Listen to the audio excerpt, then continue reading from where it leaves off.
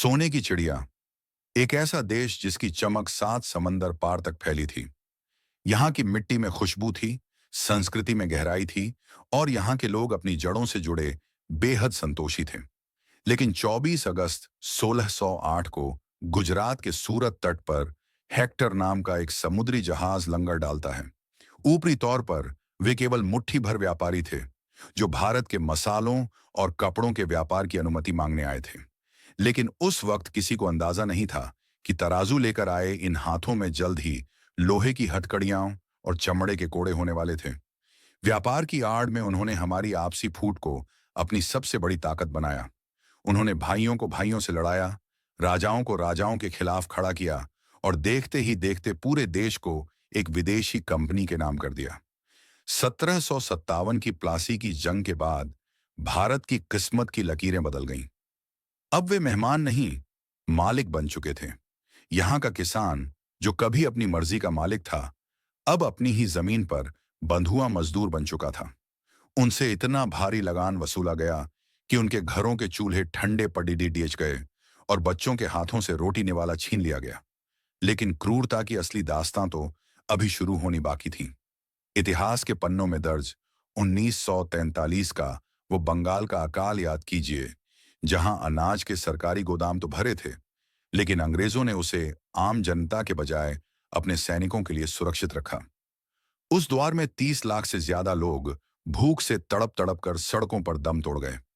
माताओं की गोद में उनके मासूम बच्चे भूख से शांत हो गए और मानवता से सख्ती रह गई। जुल्म की दास्तां यही नहीं रुकी। 13 अप्रैल 1919 का वो मनहूस दिन कौन भूल सकता है?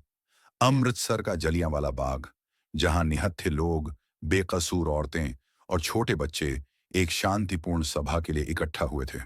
जनरल डायर के एक बेरहम आदेश पर चारों तरफ से गोलियों की बौछार कर दी गई।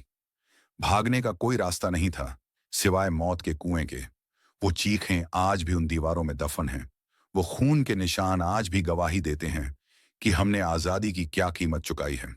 अंग्रेजों ने सिर्फ हमारी दौलत नहीं लूटी, उन्होंने हमारी रूह को कुचलने की कोशिश की।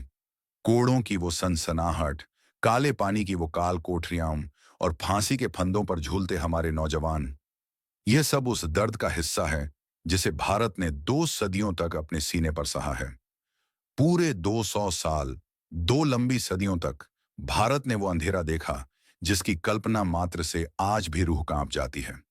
हमारे पूर्वजों ने अपने गर्म खून से इस आजादी की ठंडी छाम को खरीदा है। आज जब हम इस मिट्टी पर आजाद होकर चैन की सांस लेते हैं, तो हमें यह कभी नहीं भूलना चाहिए कि यह धरती उन लाखों गुमनाम शहीदों के बलिदान से सींची गई है, जिन्होंने अंग्रेजों के अमानवीय जुल्म सहे, लाठियां खाईं, गोलियां सीने पर झेलीं, लेकिन तिरंगे के सम्मान में कभी अपना सर नहीं झुकाया। इतिहास गवाह है, जिस साम्राज्य का सूरज कभी डूबता नहीं था, भारत के अटूट हौसले और जिद ने उस सूरज को भी हमेशा के लिए ढलने पर मजबूर कर दिया।